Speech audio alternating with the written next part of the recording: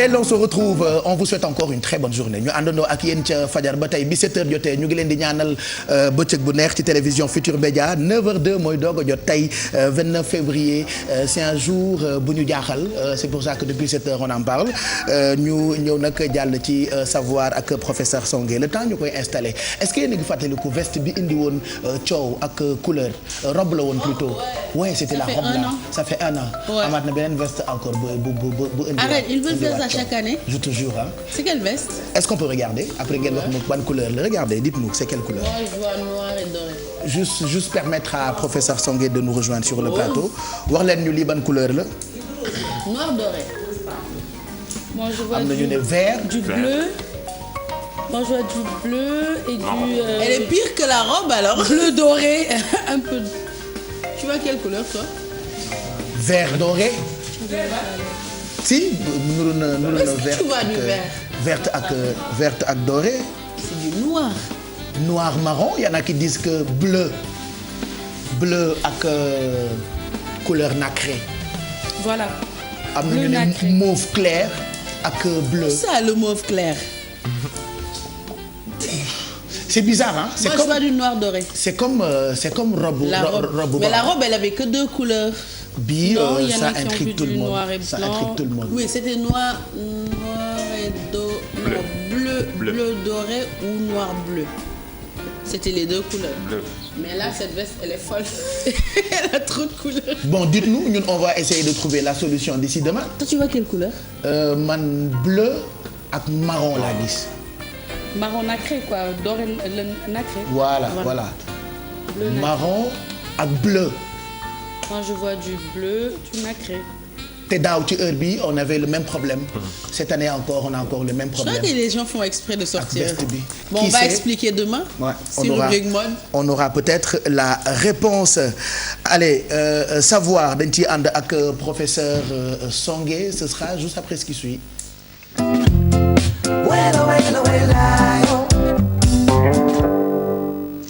Professeur ñu ngi lay nuyu gërëm la ci sa teewaay ci Yeewu Leen bi comme chaque lundi d'abord est-ce que mën nga ñu wax ban couleur ngay gis ci veste bi ñu wane léegi nii professeur.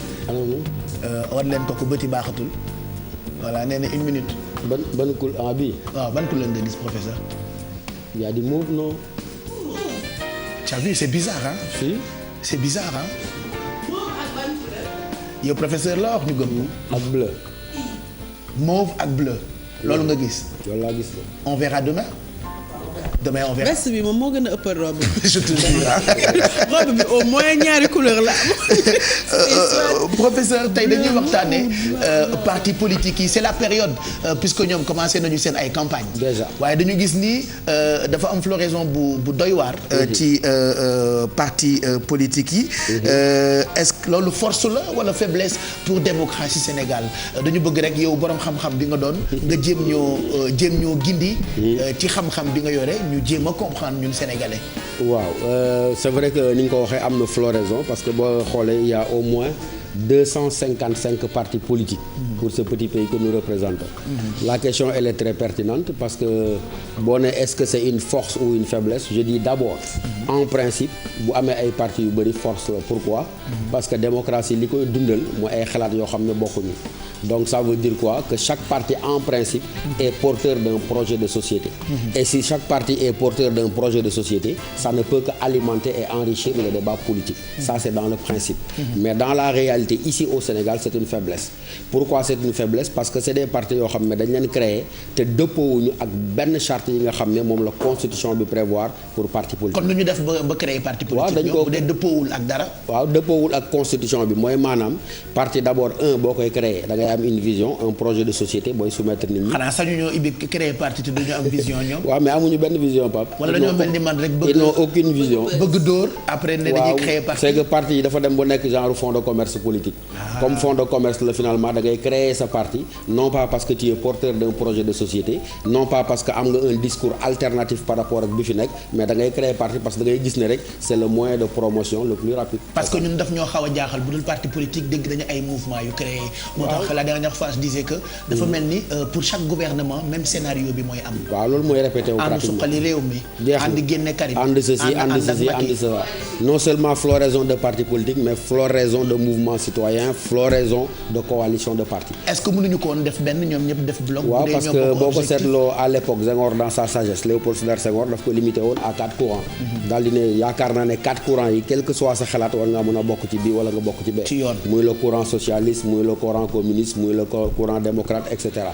donc ces 4 courants là mais bi Abdou Diouf ñëwee la ubbi à partir de 1981 mu nekk un multipartisme par rapport ak intégral souci ci donc démocratie. waaw ñun mënoon nañ yaakaar ne loolu avancée démocratique la. parce que boo ubbee ñëpp ñi am bugg a créer parti créer ko avancée démocratique la en principe mais dans la réalité Pape ni ma la ko waxee gars yi dañuy créer parti rek parce que dañoo gis ne au lieu ngay dem di jàngi au lieu ngay dem di liggéeyi y a un moyen là très rapide boo xam ne boo ko utiliser mën ngaa hisser au sommet de la société te mën ngaa am koppar bu bëree bëri.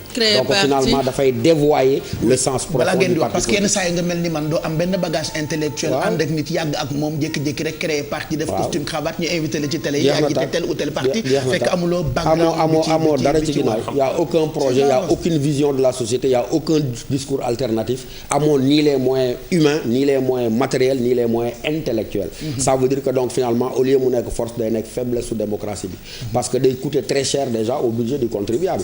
Imaginez le nombre de cartes yi nga war a imprimer bu fekkee da nga dem ci ay élections dans ce pays là ñu la ñu ci ay 255 partis.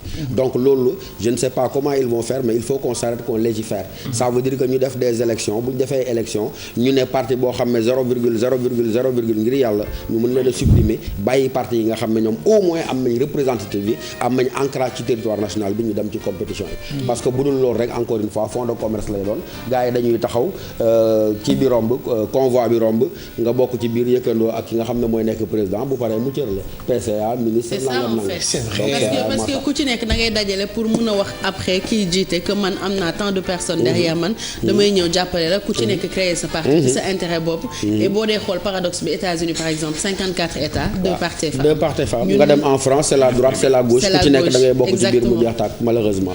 mais c'est que loolu li ko gën a facilité mooy gaa ñi seen bopp ñi nga xam ne ñoom ñooy exercer pouvoir bi teguñ ko rek ñoom dañ leen war a fol parce que dañuy réaliser ceci ou cela mais dañ ko teg ni bu ñu amee ne diw ak diw donte ñoom xam nañ ne derrière diw y a rien mais ñu mën a wax ne rek y a tant de coalitions de partis qui sont derrière moi donc loolu moom moo koy favoriser bu fekkoon ñi nga xam ne dañuy accéder au pouvoir dañuy jàpp ne ñoom leen di mën a maintenir ci pouvoir bi mooy seen réalisation yu ñuy def bu ko defee dañuy écarter les calculs politiciens mais malheureusement da ngay gis kenn mu ñëw avec les meilleures volontés du monde mais à l'épreuve du pouvoir gaa ñi ko wër ak ñeneen ñi ne ko tant que yaa ngi jël ay mesures impopulaires tu n'as aucune chance encore une fois de te faire réélire donc fi mu nekk nii boo ko seetloo bi loolu li muy joxe mooy on rate toujours la porte de l'entrée dans l'histoire da ngay gis ay leaders politiques déjà mën nañu wax Ablaye Wade il avait l'occasion d'être un Mandela parce que bu combattre pendant 26 ans yegg si à un certain âge au pouvoir mënoon na ne rek man sama objectif du pérenniser au pouvoir mais montrer que il était possible qu'il y ait une alternance démocratique par les urnes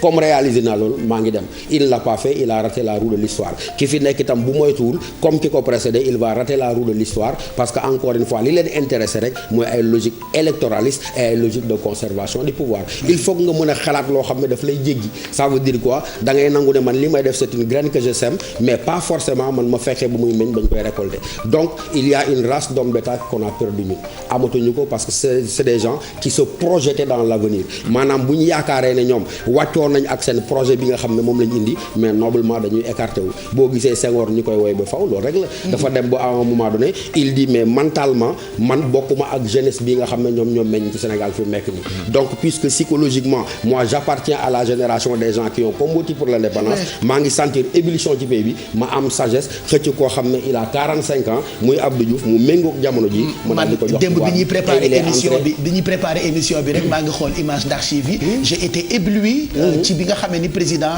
Léopold Sédar Senghor fi nguur neexee la démissionné ne damay bàyyi diw mu jiite réew mi léegi on ne voit plus ça ci dëkk parce que instant yi dafay mel ni nguur c'est que lui Pape il avait le sens de l'histoire et puis boo seetloo 81 mais on te dit dans les confidences boo liree ay textes yu ñoom Maguette Lo bind il te dit je crois vers 70 environ la xëcc suñu yaay Elisabeth Diouf dal déy ci nopp bi ne ko nguur si dama bëgg nga jàppale ko parce que maa ngi koy bàyyee xel il me semble qu'il présente déjà les qualités d'un futur chef d'État donc déjà moom sóoraale woon na la possibilité que moom day dem mu koy wax Elisabeth ne ko maa ngi bëgg nga jàppale waaw Elisabeth naan ko jàppaleel ma sa waa ji jaakaar naa ne je vois en lui les qualités de quelqu'un qui pourra me succéder donc ça veut dire que déjà moom mentalement intégré woon le fait que du fi toog ba éternellement il prépare quelqu'un pour sa propre lèvre moo tax il est entré dans l'histoire.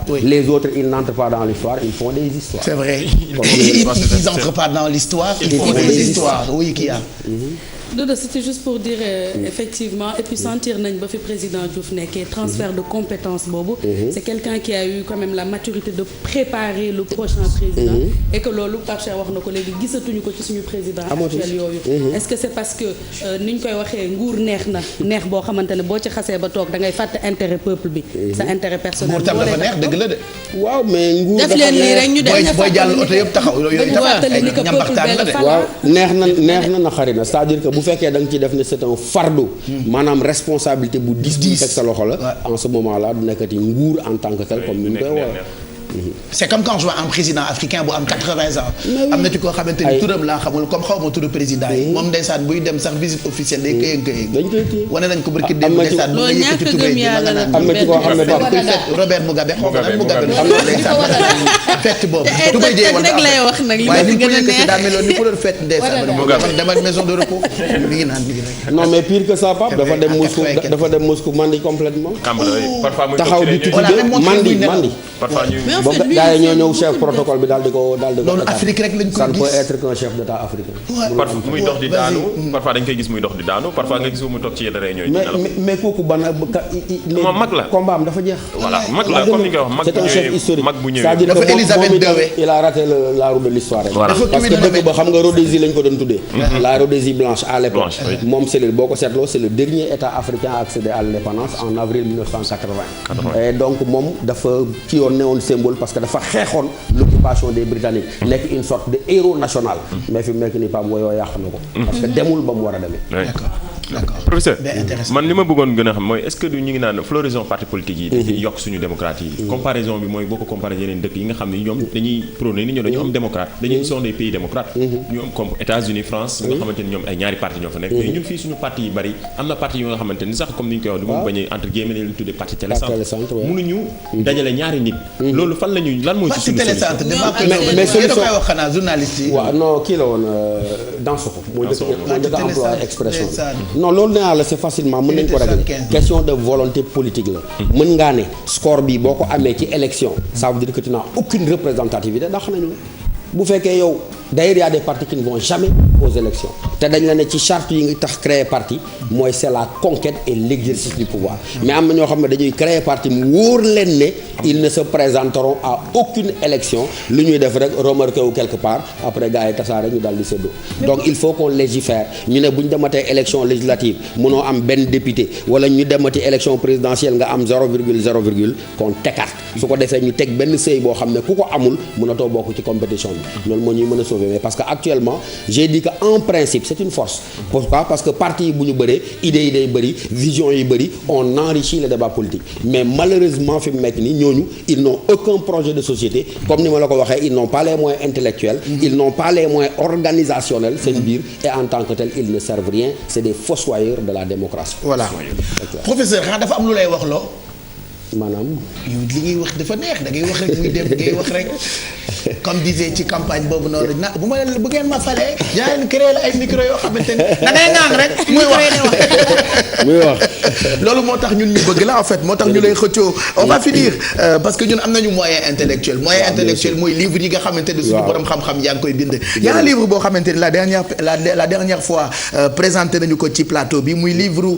Papa Samba Kane d'abord bii mu ngi tudd Sabaru Jinne man titre bi moom ma njëkk a attiré en fait parce que damaa bëgg yi ndeysaan ay mbi fa foo rek yooyu waaw ñoom Samba rek ñoom seen waaw mais xam nga Pape bon déjà seen doyen la seen natango la Papa Samba Kane le journaliste que tout le monde connaît donc Sabaru Jinne en fait c'est à mi-chemin entre la fiction et la réalité d'ailleurs il y a beaucoup plus de réalité que de fiction day nettali rek simplement les tribulations de son existence fi mu jaar ba yegsi fi mu yegsi donc su ma sañee dama naan c'est presque une autobiographie intellectuelle mais livre bi boo koy lire certes certains Dakarois des années 70 ak 80 surtout des gens de Médina parce que le site du roman c'est entre Tilène, Médina, teeru Baye Sogui et cetera. Donc day wone à l'époque comment il y avait une effervescence intellectuelle. Day wone à l'époque également comment les jeunes d'alors étaient complètement différents de ceux-là. Le personnage principal il s'appelle Massata. Massata boo ko seetloo pratiquement mën naa wax ne mooy Pape Samba Kane.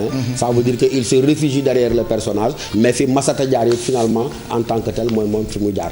Donc sabaru jinne parce qu'ils avaient l'habitude ñoom au lieu ñu tëdd à l'époque entre Médina et Gueule Tapée dañ doon wër di déglu fu ñuy déggee ay ndënd. ba benn jour benn maamam def naa moom moo ko woo ne ko moytu leen sabari xaaji guddi parce que sabari xaaji guddi bu ñu ca yegsee doonatul ay nit rek ñoo cee nekk mais day faral di rax. Donc moo tax mu jël titre boobu def ko sabaru jinne mais en tant que tel mën nga wax ne rek c'est le condensé du parcours de Pape Samba Kane en tant que tel. Et qui fait beaucoup de nostalgie pour ceux qui ont été des Dakarois dans les années 70-80 entre Tilène entre Médina entre le plateau ba teeru Baye Sogui. Voilà déjà ñu ngi voyagé ci li nga ñuy expliquer nii da ngay jox envie quoi. Professeur day joxe envie loolu laa bëgg dama bëgg ngeen dugg ci biir lire ko. non professeur yow da nga grave de. professeur il paraît que borom xam-xam yi seen bopp yi day ndaw. ah Pape man duma borom xam-xam damay sàkku rek.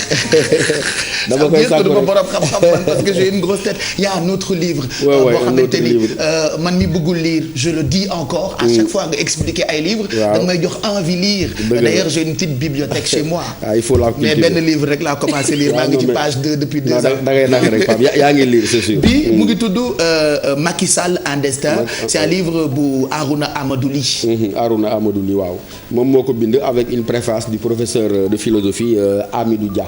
Donc c'est un ouvrage dans lequel day présenter un peu si vous le voulez lui également ce qui fait l'originalité de Macky Sall. day remonter ba ci enfance am dugg na ci ay détails yoo xam ne bon man mënu ma ci ko sax comprendre. Le système de classement au niveau de l'ethnie toucouleur. daal di wone fa mu jógee ca Fouta ne ay waajuram ñëwee Fatick et cetera demee jàngee Tekruur ainsi de suite tout ça donc ba jaar foofu donc pour ceux qui aiment Macky Sall mais également qui voudraient vraiment mieux le connaître livre bi c'est une porte d'entrée. Déjà Pape su ma la waxoon ne Macky mu ngi tudd Macky Amadou Abdoul Sall ñu bari xamuñu loolu. donc ouais il s'appelle en réalité Macky Amadou Abdoul Sall mu ngi naan Macky en tant que tel al Makiyu la tekki mu ngi naan maanaam ñi nga xam ne waa Makka la. Donc il montre qu'il appartient à l'une des plus grandes noblesses alpulaar et il retrace toute sa vie ay waajuram fi ñu jaar les contacts qu'ils ont eu etc. pour montrer en tant que tel comment déjà dans l'enfance et l'adolescence du jeune Macky on pourrait apercevoir celui qui serait peut-être non pas un chef d'État mais un homme respecté de tous loolu lay jéem a wone fii donc pour ñi bëgg Macky Sall déjà wala ñi ko gën a bëgg a xam du point de vue de sa généalogie et de son ascendance donc livre bi c'est une porte d'entrée remarquable je crois. Amadou Boudi Sall la papam tudd Boudi. waaw Amadou Boudi. man bi ma liiree gis mu def Macky Amadou Abdoul Sall ma ne waaw ndax beneen la mu duggee ci. ndeke boobu la voilà et là je vois il a été directeur Petrosen ministre des mines de l'énergie. C'était le professeur de français de notre directeur des programmes Bouba Ndour waa ji Harouna Amadou Ly moo doon jàng. lii kay moo tax Bouba wootewul ba tey pour ne arrêter de parler de ce livre. C'était son professeur de français. D'accord parce que professeur moo ko bind. professeur moo ko bind quoi c'est Harouna Amadou Ly. ca 7 heures ba tey chaque instant day woote ne parlez pas de ça parlez de ça. On parle du livre il se tait. D'accord. Parce que professeur de français moo ko bind c'est un beau livre en tout cas c'est aux éditions Harmattan Macky Sall un destin. Merci professeur. On finit si je vous dis parti politique au Sénégal. Si vous dites parti politique je dis le mal de la démocratie sénégalaise. Merci donc faiblesse la malheureusement. ñu ngi lay gërëm bu baax. Merci on te retrouve vendredi prochain inchallah ci biir j'allais dire seetu bi. donc seetu bi bu intellectuel. on te retrouve ci biir jàkkaarloo dafa neex li ñuy def di tey suba dafa neex nag ñu noppalu tuuti ça fait du bien de def ay récréation et tout ça hein. Réfléchir respirer pause café lu ñu def pause café tuuti ah génn ci biti taxaw ñun ñëpp allez pause sortons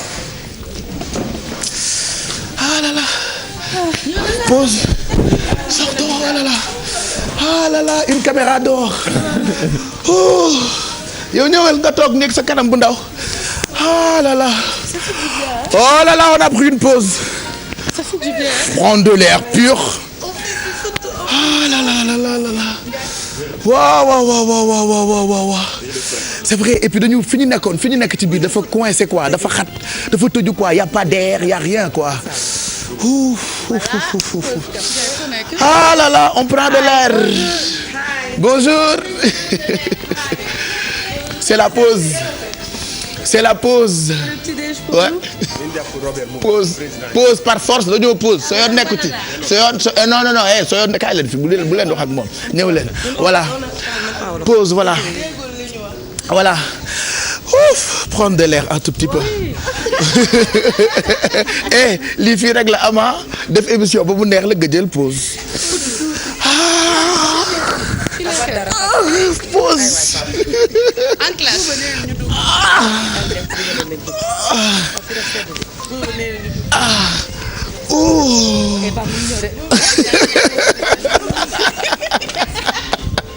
Allez, pause bi jeex na on va parler maintenant de sport.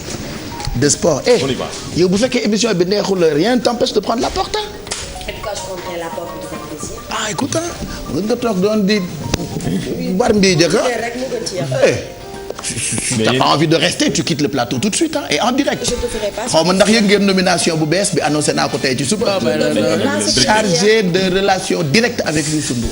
Aujourd'hui maintenant c'est moi qui décide pour tout ce qui se passe ici. Voilà. Chargé de relation Direct. C'est une nouvelle fonction. C'est bon. Allez, on va enchaîner tout de suite ak Diop Diop avant de parler sport ci nga xamante ni ñoo ñu marqué durant ce week-end ci wàllu tàggat yaram. En attendant nous parlons emploi. Beaucoup de jeunes nous envoient leur mail parce que ñoom dañu bëgg am liggéey te amaguñu ko. Exactement Pape Cheikh te comme maa leen fi nekkal damay jàllale waat ñaari CV yi ñu jot le premier c'est celui de Madiale Cissé donc qui a eu de 2015 à 2016 un master 1 en sciences et techniques de gestion des ressources humaines à l'université Cheikh Anta Diop de Dakar, école supérieure polytechnique. Et pour ses expériences professionnelles, en 2015, elle a fait des études de terrain à Moro et Darou Khoudoss, qui a duré 10 jours sur l'agriculture et la pêche, qui sont les deux principales activités de la zone. Donc il a étudié les problèmes, défis et perspectives de ces activités que sont la pêche et l'agriculture. Pour contacter Madiale Cissé, ce sera par mail à cmadiale@yahoo.fr. Nous avons également le CV de Tal Mariem qui a eu son dernier diplôme donc de 2013 à 2014, un diplôme en gestion hôtelière. Donc c'est un BTS qu'elle a eu et pour ses expériences professionnelles, décembre à janvier 2016, elle a travaillé au niveau de Guest House Kër Yaay Ami, route de Morolan. Donc c'est un restaurant. Août-septembre 2014 donc à la résidence Madame Mel donc aux Almadies en tant que réceptionniste. Que tu connais alors? Ah oui, parce que j'ai un spa là-bas. Avril à mai 2013, elle a travaillé au niveau de Savannah Hotel, donc à Dakar, dans la partie pâtisserie-restaurant. Pour contacter Myriam, ce sera par mail à myriam-6tal avec un seul L @hotmail.com. Voilà Pape Cheikh ñaari CV yi la ñu amoon di ñaan ñu recruteurs yi koy seetaan mën leen a contacter ku ci nekk am nga expérience ci ce domaine et puis di fàttali qu'on a une offre d'emploi sur le secteur de l'imprimerie yéen ñi nga xamante ne am ngeen expérience professionnelle ci côté imprimerie yéen ñi nga xam ne liggéey ngeen ci imprimerie en tant que commercial avec 2 ans d'expérience et bien sûr un diplôme en marketing communication commerciale action commerciale mën ngeen a yónnee seen CV à l'adresse mail yeewulentfm, l'adresse ne change pas, yeewulentfm@gmail.com.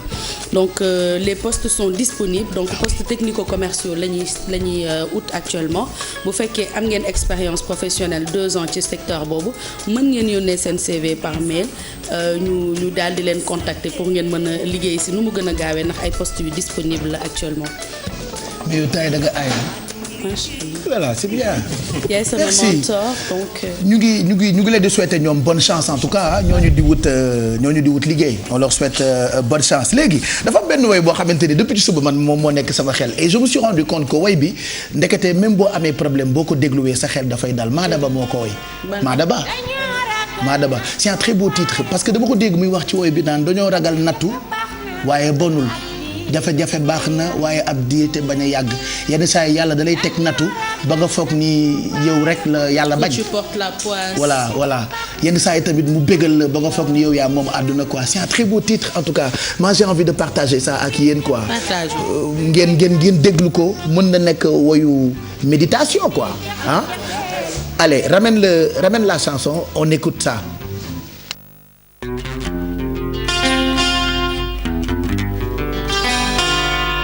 dañoo ragal nattu waaye bon jafe-jafe baax na ak diir bañ a yàgg. dañoo ragal nattu waaye bon jafe-jafe baax na ak diir bañ a yàgg. ci biir jafe-jafe ngay ràññee sa noon. ci biir jafe-jafe ngay ràññee sa waay. bala yàlla nattoo kee dalaa yërëm. bala yàlla nattoo kee yéene la ko. nañu nangu ndogal. nattu yàlla jombul benn jaam. nañu nangu ndogal. nattu yàlla jombul benn jaam.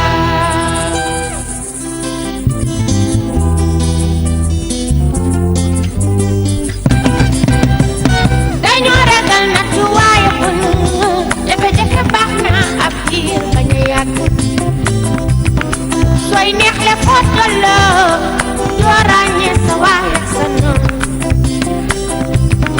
ba ma amee jox naa la su ma ñàkkee nga dem daw du ñaaw. yàllaay ki yor lu dul jeex ànd ci ngor moo gën a wóor.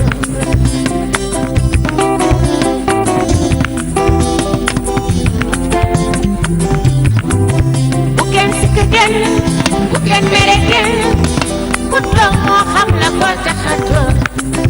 bu kenn sikk kenn bu kenn mere kenn ku tëju tam moo xam li tax doom yaayam.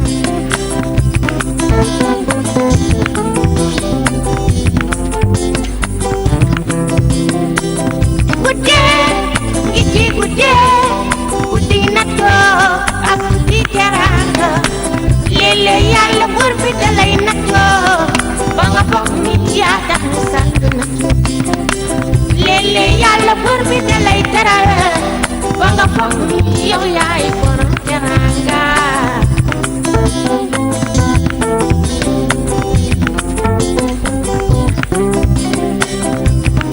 fii ci dunya ku man lu baax sooya boo defar ku nar lu bon da ngay waay ngir taseeg waa ju baax mu génne la ca bilaay.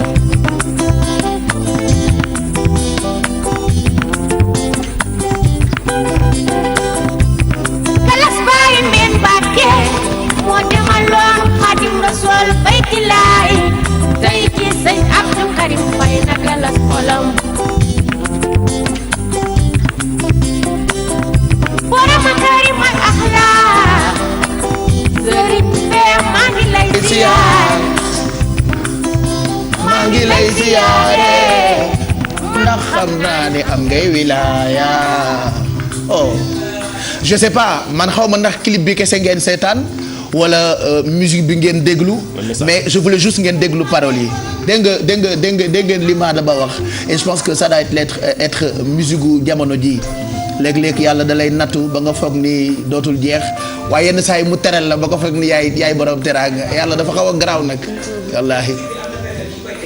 ah dina fekk nit ci jamono yoo xamante ne. ah oui. mais da ngay taxawaat ah. wallaahi da ngay taxawaat. waaw Pape da ngay taxawaat paroles yi ñoo garaaw quoi. mais am na benn 9h bu mu doon jàll. waaw. moment yooyu da ngay taxawaat. je te jure ah et puis franchement Madaba nous on l'adore parce que dafa yaru ñu ngi koy nuyu bu baax di ko ñaanal. c'est un très beau titre waaye la boo xamante ni dina jàll désormais lu bëri ci yeewu leen bi parce que message la boo xamante ni bëgg nañu ngeen ci bàyyi xel. on va maintenant parler d'autre chose comme ñun nous parlons de tout et de temps en temps de rien avant ñu dem ci tàggat yaram ak Modou Ndiaye Fama Thioune la ñuy àndal ci dëkkuwaay dafa am sujet bu am solo boo xamante ni internet yu bëri dañuy yónnee ay message di ñu ci laaj laaj muy jafe-jafe yi nga xamante ni ñu bëree nga koy am soit nga jënd kër joxe ci xaalis te kër ga doo ko moom mu nekk ay coowal suuf yoo xamante ni li ñu koy dégg ci dëkk bi dafa bëri et pourtant c'est pas normal loolu nag dañ ciy jéem a ci tënk rek indi ci ay leeral puisque ñun on ne parle jamais sans l'avis des spécialistes grâce ak Fama Thioune dinañu waxtaan ak borom xam-xam yi nga xamee ni ñoom ñu ngi def ay combat yu am solo pour gën a mën a jàppale ñi ci am ay problème Fama. bien sûr Pape Cheikh may remercier invité bi nga xamante ni moom mooy Abdou Gueye moom mooy secrétaire nag général fédération nationale des victimes de promoteurs immobiliers. alors ñoom dañoo def seen association dañoo def seen bloc pour mën a jàppale ñi nga xamante ni ñoom la ñuy teg dil ci kër yi. benn kër nañ ko jaay fukki personne te promoteur la boo xamante ni dafay am crédibilité promoteur la boo xamante ni dañ koy xam ci dëkk bi nekk koo xamante ni lu mu signé rek da nga naan dëgg la. donc bëri na ñoo xamante ni naxee nañ leen ko alors ki nga xamante ni li ñuy wax day leer ba nga xam ni après voilà quoi da ngay jaaxle ci yoon déjà dañ lay jël ci bus climatisé je pense qu'il est très bien placé pour expliquer ma ñoom naka lañ leen turiandee pour expliquer ma ñoom naka lañ leen naxee ba ñu mën a def seen fédération bi pour mën a suqali bépp victime de promoteur salaamaaleykum nuyu naa la monsieur Guèye. ñu ngi lay nuyu Fama. merci beaucoup ci ñëw bi. ñu ngi lay ma bàyyi la nga nuyoo présenté waaw kon ma nuyu suñu nawle yi nga xam ne ñoo bokk fédération bi di nuyu auditeurs yu TFM di leen gërëm si li ngeen ñu may tey opportunité pour ñu mën a jàkkaloo Sénégalais yi. wax ak ñoom tuuti ci li nga xam ne mooy fédération nationale des victimes de promoteurs immobiliers. alors donc loolu tey moo ñu fi indi ñu ngi leen di déglu leen di laaj ñu indi ci ay tontu. d'accord alors naka ngeen sosee seen association bi. bon association bi ni ñu ko taxawalee mooy dañu nekkoon ay collectifs sectoriels. d'accord man collectif bi ma bokk ñu ngi yëngu ci wàllu wér-gu-yaram. d'accord muy collectif bu ñu tuddee Namora. defe naa Sénégal Namora lëmbale na Sénégal ñëpp xam nañ Namora. mu nekk benn société bu juddu bu gaaw bu doy waar. indi fi projet boo xam ne mu ngi doon proposer ñun en tout cas ci li nga xam ne moo concerne secteur bi ñu bokk ay logement à 7,5 millions. d'accord. ñun li ñu ci dugal du ay individu ñun dañu bokk ci syndicat. ok syndicat bi dem signer à la place de la coopérative ba mu créé woon benn convention ak Namora pour Namora engagé wu ne dina ko construire 1000 logements en 22 mois. d'accord. alors donc nit ñi dem souscrire avec la garantie que ceux qui s'étaient chargés ñi nga xam ne ñoo waroon a aar travailleurs yi ñoo leen ne ñëw leen ñu dem donc confiance day am ñaari yoon. waaw promoteur bi ñëw indi projet am teg ko def marketing bu fort nit ñi adhéré dem. mais li ci am mooy depuis 2007 ba ñu signé convention ba léegi. 1000 logements en 22 mois nous sommes à plus de 8 ans sans logement yi ñu njëkk a génn ba léegi kenn mën ko attribuer. mais loolu dafa bëri ci réew mi jëlale naa sax Namora boobu ngay wax mais dañu gis ni bëri na ay doomu Sénégal yoo xamante ni surtout ñi nga xamante ni ñoo nekk bitim réew dañuy jënd kër. dem joxe xaalis bi. ñu jot ci kër ba pare ñu dóor leen comme on dit souvent ñooñu am jafe-jafe yooyu noonu yenn saa yi ñu nettali la ko bu la dalulee da nga naan mais comment tu as fait il faut être vraiment bête alors que ni ñuy waxee ak yow ak ni ñuy jaaree sa kaw doo ci mën dara da nga leen di wóolu jox leen confiance ba dugal ci sa xaalis après mu ne furaas. waaw loolu dara gënul metti loolu yéen yan matuwaay ngeen jël pour jàppale victime yooyu. justement loolu nag moo tax fédération bi xam nga bu ñu nee fédération du benn kuréel laa wax muy Namora. mais am na ci Agir Imo. koo xam ne fii la dëkk ci dëkk bi doon liggéey nekk ku daan yàgg liggéey ci justice. donc xam arkaan yi xam yoon yi xam lan mooy yoon. mais kooku aussi tëral ay nit jël seen alal rendi leen maanaam dem ba ci terrain yi wàcc fa kaamil ne woo dañuy séddale ay terrain donc façon bu ne nit ñi dinañ ko utiliser pour jéem a wan nit ñi ne mbir mi day am. par exemple Namora parce que dañ lay wax looy confiance maa ngi seetaan keroog jàkkaarloo ñu ngi invité benn soxna soo xamante ni bitim réew la jógee mais mu ngi toog ak ay intellectuels ñoom Charles Faye c'est-à-dire lu muy expliquer man mii seetaan comprendre naa ko mais ñoom mënuñu comprendre ñu nax nit ci alal ju bëri wala nax nit ci ay loo xamante ni dafa war a ànd ak ay kayitu kër seede yàlla mais dafa dal ñu bëri. te ñi mu daal duñu ay dof. non mais nous sommes loin d'être des cancres. ah oui le terme boo seetee ñi nekk ci secteur yi. da nga ciy gis d'ailleurs si mémorandum bi ñu bind dañuy wan ne nit ñi c'est du vendre de cacahuètes aux magistrats, aux officiers de tous les corps d'armée qui existent. Donc ça veut dire que ñooyu ñu xam àdduna la ñu xam administration la ñu xam mbir yi ni ñuy demee. mais mbir yi ni ñu koy tëralee par exemple boo jëlaatee bu ñu dellu seet si kaw Namora. bu ñu mënee jël le chef de l'État du Sénégal yóbbu ko ba ci terrain bi di inaugurer cité bu amagul. ba pare jël image yi di ko passer en boucle ci télévision yi en forme de marketing ak ci chaîne ci internet bi mais loolu nga nekk étranger boo gisee loolu sa xel du dal effectivement loolu moo gaañ ñu bari wax naa tuuti agir et moom ñu jël ay kilifa dugal leen ci ay voitures climatisées yóbbu leen ci terrain di wàcc kaamil ne dañuy joxe ay kër loolu kuñ ko wax mënul nax nit def naa gor su ne det wolof dafay wax ne nit ci li mu bëgg ci lañ koy naxee te malheureusement ñëpp a ko bëgg. ñëpp a bëgg kër donc loolu tax nax bi dafay xaw a yomb moo tax nag fédération bi taxaw ne léegi dañu bëgg dajale ñi nga xam ne ñëpp victime lañu dajale ñi nga xam ne ñu ngi nekk ay victimes ci biir fédération bi boole seen doole seen i effort jéem a xeex loolu mu jóge fii ci sensibilisation ci bataille judiciaire parce que nag alal bi ñu bàyyi fas suñu yéene aucune fois bàyyi mu ndax ay millions kat boo ko dugalee bëgg ko ay milliards lañ koy natt alal jooju tey la conséquence bi ci am au niveau économique et social mooy tey amul benn investisseur ku nekk étranger ku nekk sénégalais koo xam ne di nga dugal sa xaalis ci foncier wala ci habitat te doo réfléchir à deux ça veut dire que day nekk un frein dans le développement de ce secteur là loolu moo tax fédération bi nag ne léegi loolu dañu bëgg mu dakk léegi non seulement dañuy défendre victimes yi par la voie judiciaire di conscientiser sénégalais yi par la sensibilisation mais dañu bëgg dugg vers des voies alternatives parce que lu tax li ko waral mooy dafa am si ñun ñoo xam ne ba ñuy dugg ci projet yi desewoon na leen 10-15 ans de carrière ñu dugg ci ne bala may dem retraite ma am kër naa ci def dara nit nekk ci inondation ay cas rek laa lay wax nit nekk ci inondation yi passé foofu fees mu dégg projet mu dem jaay ko nekk ci inondation bi dem verser ko ci projet bi ñàkk kër ñàkk alal dëgg la de nit dajale ay économie pendant 5 ans 10 ans ñëw doyul ñu ne ko demal uti ji prêt DMC parce que pour la plupart ñun ay fonctionnaires la ñu.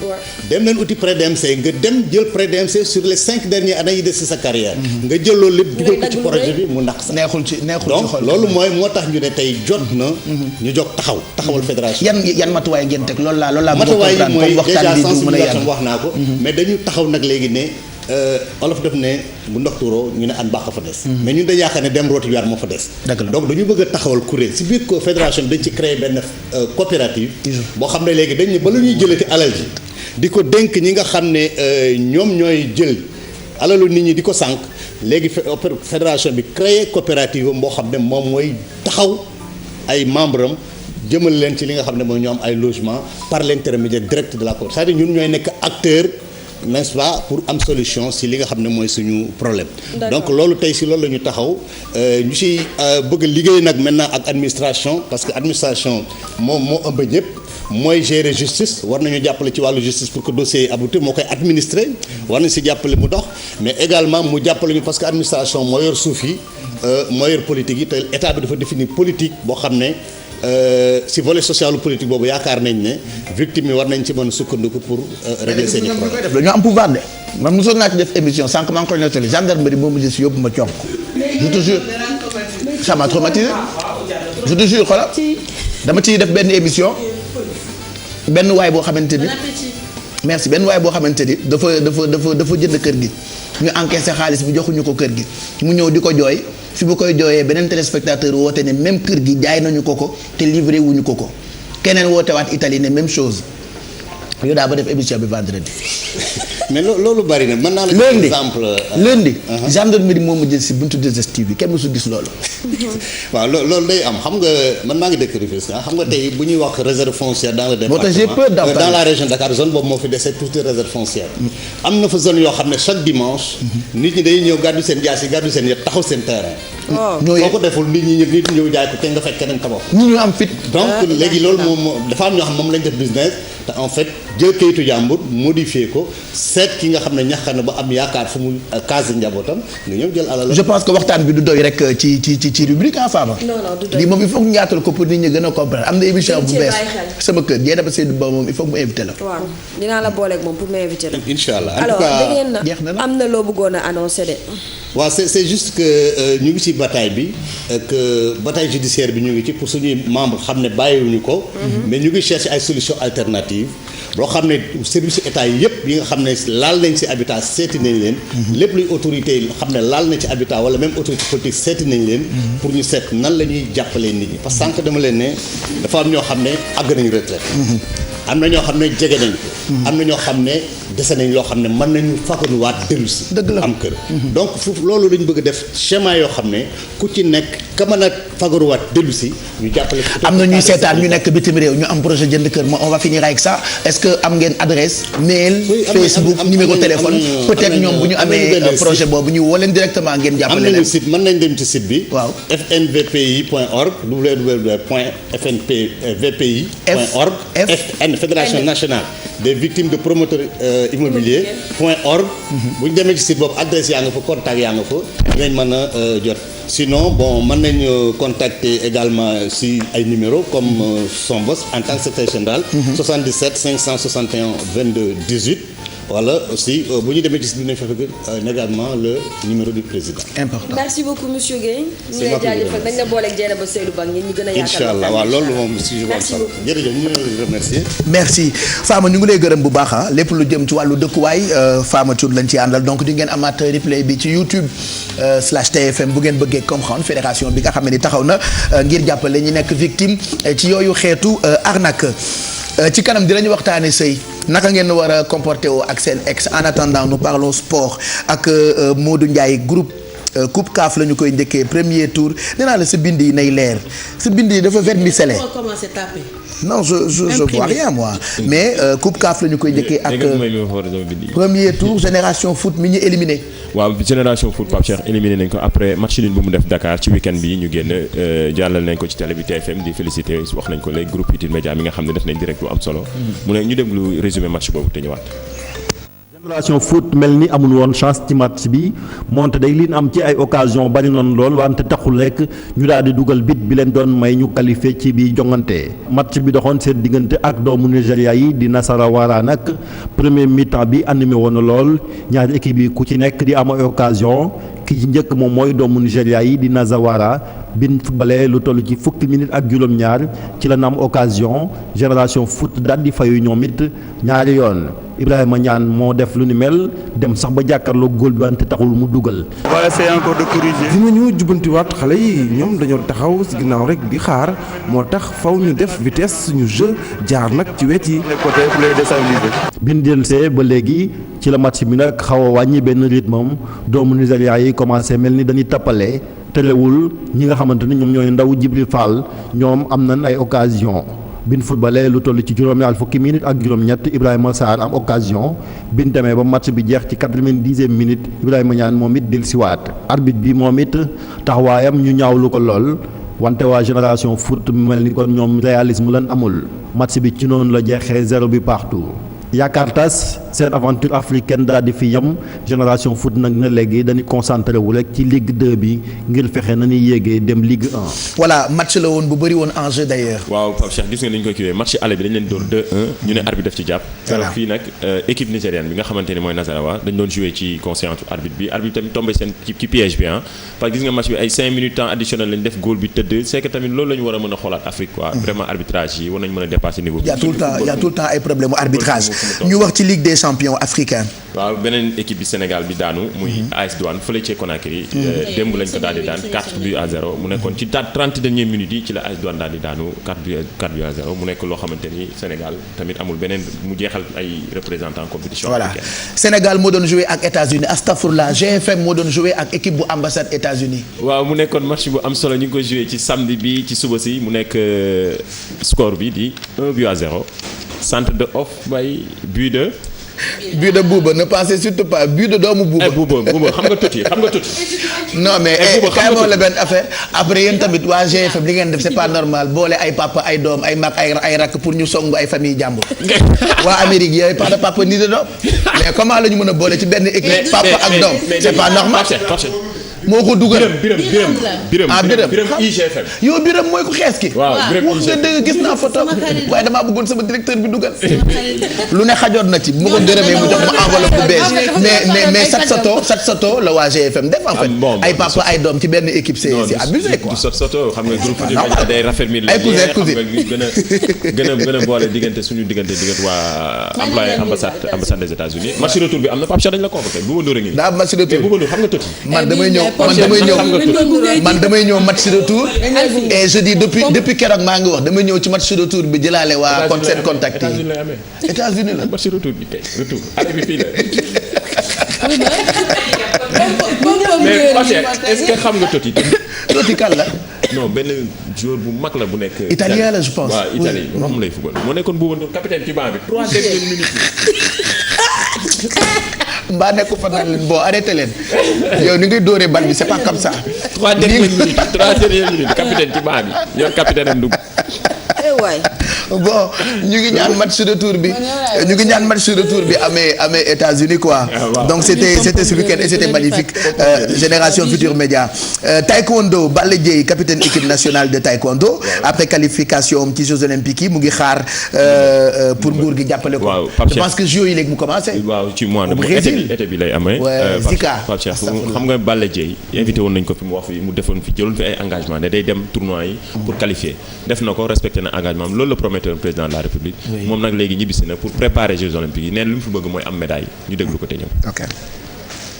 ñëpp xam nañ ko parce que waa ministère des sports ak waa comité national olympique ñoom ñu ngi ci liggéey bu baax di ma woo sax pour laajte sama préparation sama budget de préparation et tout ça mais loolu liggéey naa ko déjà ak sama entraîneur léegi damay xaar rek que ndimbali ñëw le plus rapidement possible pour mu mën a dem entraîner ji parce que am na ay compétitions yu bëri yu may xaar parce que compétitions yi su ma ci participé wul du ma mën a am ay points te points yooyu ñooy lay permettre aussi ma mën a am tirage bu baax a baax ci jour Jeux olympiques yi su ma ci bokkul tamit tirage yu métti laay am ça veut dire que damay tombé ki nga xamante ni champion olympique la wala champion du monde affaire yooyu te day gën a métti maa ngi ñaax aussi état bi ñu aide bu baax a baax ci sama préparation notamment le ministre des sports ak le chef de l'État à qui j'avais promis que dinaa qualifier et c'est quelque chose qui est acquis le comité national olympique et que Jeux olympiques ñu siy dem il faut nga am moyens yu bëri il faut que Sénégalais xam ne Jeux olympiques mooy événement bi gën a mag ci sport dans le monde aussi sportif yi mag yëpp bëgg ci participer ku mel ni ay Usain Bolt ay Messi ñoom ñëpp participer nañ ci ay Jeux olympiques mais il faut nga am moyen bu bëri pour nga mën a préparation.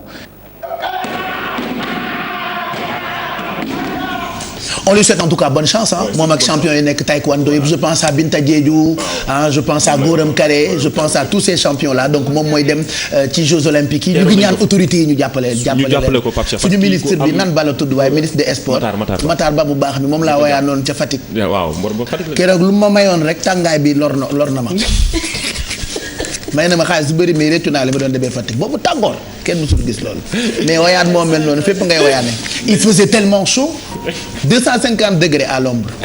Le président il habite là-bas. Président c'est mon ami d'ailleurs Simon Sène laay invité sax mag mbokkam ñëw na ak nit bi Simon li nga sol diis na de waaw dafa seet de bii de xanaa sëru dënk la ba mu nga def grand mbubb mais te Mbaye Ndiaye à l'époque ba ko invité 2S mu def soie ba Chaka Bazin yéen a koy fàttaliku Mbaye Ndiaye Chaka Bazin la defoon mais pourquoi séeréer yi bëgg lu diis bëgg ay sëru dënk ak ay Chaka Bazin non mais sama jaami jaaxal nañ ma quoi Simon Sène moo ñuy bégal ci kanam ñëw na taxaw ak riiti bi kon séeréer yi pare leen on continue ñu waxtaan ci li nga xam ne ni mooy basket ak suñu gaynde yi am nañu coach bu bees. c'est en espagnol. oui Porfirio Fisca de Diego. est-ce que jaroon na ko. noonu la tudd moom moo fas yéene remplacer Cheikh Sarr ci bopp équipe nationale basket bi objectif am nag mooy. jël Afro Basket 2017 bi surtout tournoi pré-olympique yi nga xam ne Sénégal wane ci bopp ci été bi. ñu qualifié ko waaw ñu bari ñi ngi koy kaas surtout ci internet bi ñëpp ñu ngi naan Sénégal toll na foo xamante ni bari na ñi nga xamante ni ñi ngi ci dëkk bi am seen expérience jël fi ay trophée ñoo xam ñu mën a yor équipe nationale bi waaye nag waa fédération directeur technique national ñoom décidé nañu jël benn espagnol moom mi nga xam ne am na benn club première division bu mu yor fële ci Espagne mu diriger équipe nationale bu Sénégal. voilà nu mu tudd nga ni. Prolifio Fisca de Diego. merci ñu ngi lay gërëm bu baax dese nga benn sax waaye amuñu jot dañ lay coupé yow dañ lay dagg xam nga télé bi léegi dañuy daggaate léegi. yow yaa dàq daggaate ñëpp. parce que démb may ñu sax day ndax ak exay def si tàggoo. tey spécial sport la ñu doon. ok tey spécial dañu décrypter làmb ji spécial combat la ñuy def bu 21h30 jotee fii ci télévision Futurs Médias tey sport la ñu dafa am beneen émission sportive bu ko remplacer. d'accord kon tey kenn du gis Mame Fatou Ndoye. non Mame Fatou nekk sax xanaa chef je me tais ce soir de la chanson la une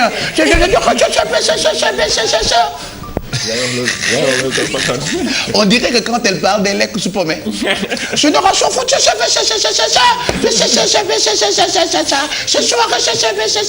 heureusement qu'elle n'est pas là ce soir. sinon non damay tooñ sinon lundi prochain on la retrouve moom nag ni mu ñëwee ay voyage télé bi dafa ci am ñoo xamante ni émission yu neex yi la ñu jël ay émission voyage képp si jël diaspora Mame Fatou Ndoye jël vie de Ligue 1 xam nga vie de champion ak Alfidel lekk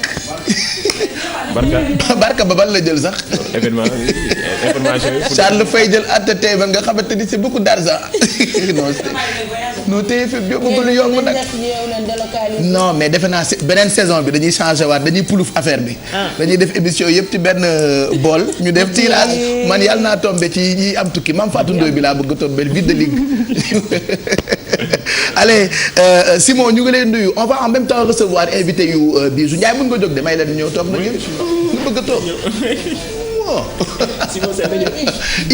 elle peut venir en même temps comme ça ñu def ko sa mborloo permettre aussi Simon ouais mais mun ngeen puusante noonu rek mën ngeen puusante noonu rek voilà nañ leen may ñu ñëw voilà jógal yow demal yow temps yi am nga émission bu bees jógal nag jaratul ngay génn jógal heure bi voilà on va faire yow ñi nga invité rafet nañu de bis toogal kay dégg nañu wolof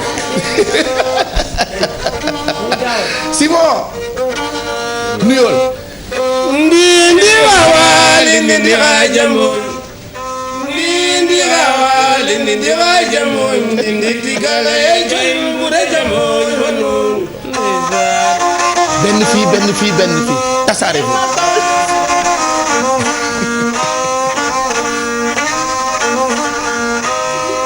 yey maram faya ya maram fana bay fay maram faya ya maram fana bay maram masa tola bi to jaga bo ba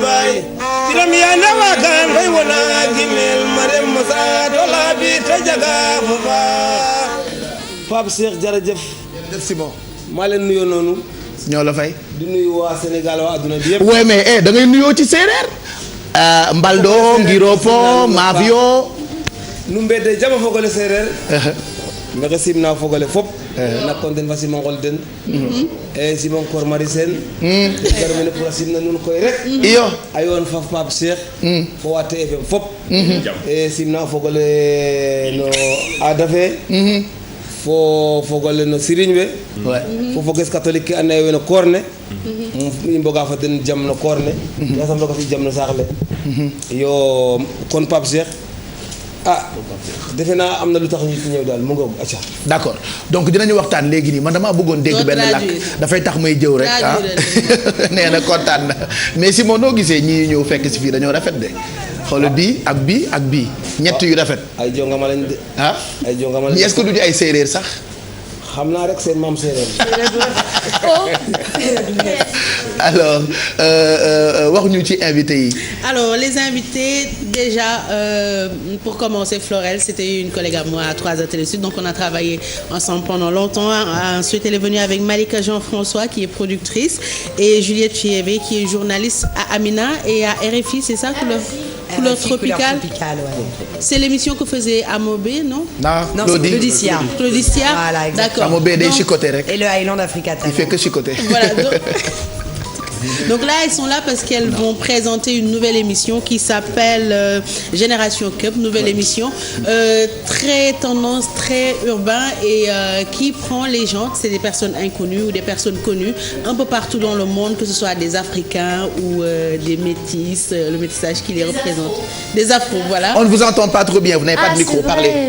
Alors je parle à côté de toi. Alors, direct. je disais que c'était une émission qui célèbre la réussite de la jeunesse afro. J'ai l'impression d'être en visite. Non, il drague toutes les filles. C'est vrai, il drague toutes les filles. Oui, j'ai fini de parler en fait. Oui, ouais, ça va. Oui. Et donc on a un micro. Oui. Ah, c'est où le micro? Ah, d'accord, ok. Pourquoi me donne mon micro? Jalouse, va. Jalouse. On est maltraité. Jalouse. Prends note. Oui, donc vous disiez. Donc Malika et moi on produit l'émission Génération Cup qui célèbre la réussite de la jeunesse afro, dont Juliette Févet, qui est donc, comme on le disait, journaliste, animatrice sur RFI depuis plus de 10 ans quand même, avec Claudie Siard, Island Africa Talent, qui a manage Kerry James, qui fait énormément de choses. La campagne contre le médicament de la rue avec la Fondation Chirac. Donc voilà, c'est tout ça qu'on veut mettre en avant et on veut le faire ici en Afrique parce qu'il se passe plein de choses, parce qu'on a un partenaire aérien qui nous permet. Donc c'est un programme que vous ne réalisez qu'en Afrique, c'est ça? Pour l'instant qu'en Afrique, mais l'idée c'est aussi de partir dans la Caraïbe parce que, comme le disait Florel, c'est vraiment la célébration de la jeunesse noire francophone et donc il y a ce pont qu'on veut créer aussi avec la Caraïbe. Donc on va tourner bientôt des émissions aux Antilles, Guadeloupe, Martinique, etc. Donc c'est toujours dans cette mouvance de la génération consciente dont parle Claudie Siard tout le temps, n'est-ce pas? Tout à fait. La génération consciente et puis se mettre en avant, voilà, nous-mêmes, par nous-mêmes, pour le plus grand nombre. Ne pas attendre qu'on puisse venir parler des talents africains. Mais c'est quoi le concept exactement? C'est ce que j'ai envie de comprendre. Le concept, en c'est fait, j'explique un peu ce que j'ai compris sur ce que Florel m'a envoyé. En fait, c'est un bâton de selfie qu'elle va prendre. Et une perche, voilà, elle se déplace avec l'invité, lui pose des questions sur son parcours, sur ses projets, sur ce qu'il veut faire dans la vie. Et ce qui m'intéresse le plus, c'est que c'est pas juste des personnes connues. Parfois, c'est des personnes qui ne sont même pas célèbres. C'est des personnes qu'on prend juste comme ça dans le tas. Mais qui font des choses. Oui, c'est ça. C'est des personnes qui ne sont pas connues du grand public parfois, ce qu'on appelle les ambassadeurs de la Génération Cup. Mais c'est des jeunes entrepreneurs, des jeunes influenceurs qui, déjà à leur âge et leur niveau, impactent la jeunesse et peuvent inspirer. Parce que c'est ça qu'on veut dire. En fait, à toute la jeunesse afro, on veut leur dire, si tu as un rêve, un objectif, tu peux le faire, tu peux y arriver. Tu peux croire en toi parce qu'il y a des gens qui l'ont déjà fait, comme Juliette, comme ici on a interviewé Nix, on va interviewer Wally Seck. C'est des jeunes qui s'imposent aussi ici. Vous en avez fait avec d'autres jeunes dans d'autres pays? Ouais, on a fait Venance Gomez au Congo, qui est un jeune directeur général qui tient un hôtel, qui a une influence considérable déjà sur le Congo Pointe-Noire, alors qu'il a que 30 ans. Wow. Et c'est ça, et c'est pour dire au monde, il y a tous ces jeunes, et comme le disait Juliette, c'est nous-mêmes qui les mettons en valeur, parce qu'on se comprend et on se met en valeur. Et surtout que je pense qu'il y a beaucoup de talents africains qui ne sont pas mis en avant, beaucoup de projets dont les gens oublient de parler, mais ça va passer sur quelle chaîne? Et c'est pas trop dur de produire l'émission, vous-même? Alors attends, ça va passer sur toutes les chaînes de Biblac Africa, Biblac Caraïbes, Biblac France, donc ici en Afrique c'est 45 pays. Ah mais c'est cool. C'est plutôt pas mal. Et j'ai vu une fille qui est sur cette chaîne, Rokhaya quelque chose, que j'admire beaucoup. C'est pas cette chaîne. Ah c'est pas cette chaîne, c'est pas sur Biblac. Ça commence par B, mais c'est pas pareil. C'est pas B. Ah d'accord. Elle veut pas faire de pub. Pour l'autre chaîne. Non mais nous on s'en fout, de toute façon on parle de toutes les chaînes africaines. Vous parlez d'une autre chaîne, c'est trop bien, merci. Mais oui, donc on produit cette émission avec Malika. Vous travaillez sur cette même chaîne dont l'émission va être diffusée, c'est ça? Oh non, nous ne travaillons pas sur cette chaîne, nous produisons cette produisez, émission. Après vous diffusez que sur cette chaîne-là. Ouais, que sur cette chaîne. C'est cool ça. C'est un 6 minutes, minutes. Avec des bonus. Avec des bonus, 6 minutes, quand on dit ça, on dirait que c'est super rapide, mais c'est rapide, mais il y a plein de choses. On apprend plein de choses, on va en apprendre plein sur Juliette Févet qui on tourne ici au Sénégal, à Dakar, donc on met aussi en valeur le pays. On a tourné à Gorée d'ailleurs. On a tourné à Gorée hier, c'était cool ça. C'était incroyable. C'était pour nous bouleversant. Oui. J'imagine. C'était votre première fois à Gorée. Ah, voilà, ça se comprend. C'est vrai que cette émission, moi j'ai l'honneur d'être l'invité cette fois-ci, mais ça permet en plus, au-delà de découvrir des talents, des personnalités, ça permet de découvrir aussi un pays, voilà, et sous un autre angle justement, pas tellement touristique justement, plutôt avec un angle sociétal, historique, de quoi c'est chouette, ouais. Mais quand vous venez dans un pays, sur quelle base vous choisissez les personnes à interviewer? Est-ce que vous revenez dans un même pays? Par exemple, le Sénégal, on l'a c'est pas déjà encore fait parce que ça a commencé que depuis le 23 janvier, mais évidemment, on pourrait revenir, j'allais dire 10 fois, mais presque. Dans un pays, il y a tellement de talents, il y a tellement d'endroits, il y a tellement de choses à faire. Donc, on choisit franchement aussi les destinations par rapport à notre partenaire Eker, la compagnie aérienne congolaise, et notre invitée.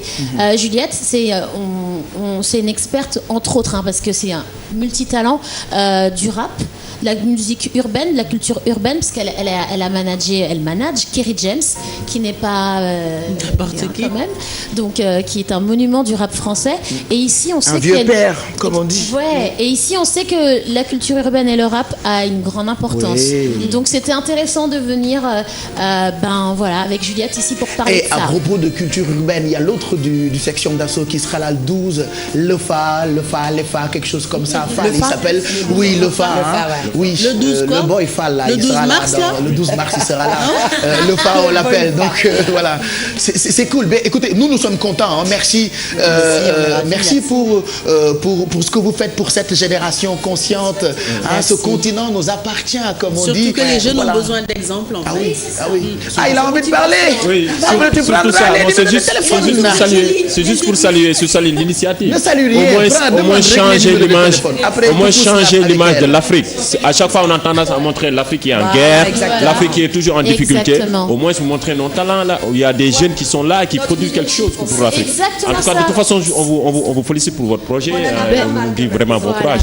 En tout cas, je vous invite à visiter notre page Génération Cup sur nos réseaux, donc Génération Cup TV, et donc Génération Cup Cup TV, pop.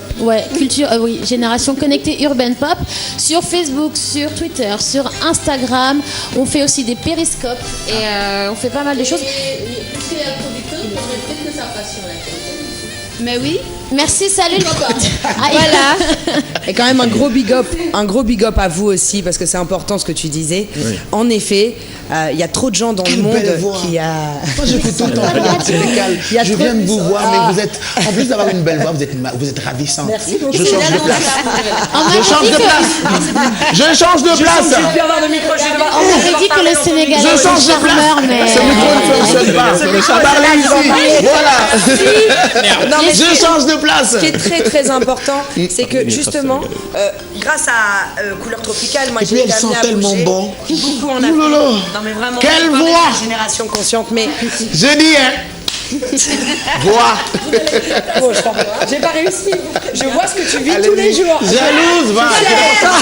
Elle est jalouse, ne me regarde pas. Ouais, je crois qu'on va faire ça.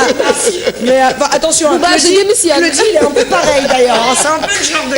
C'est mon aîné, c'est mon, voilà.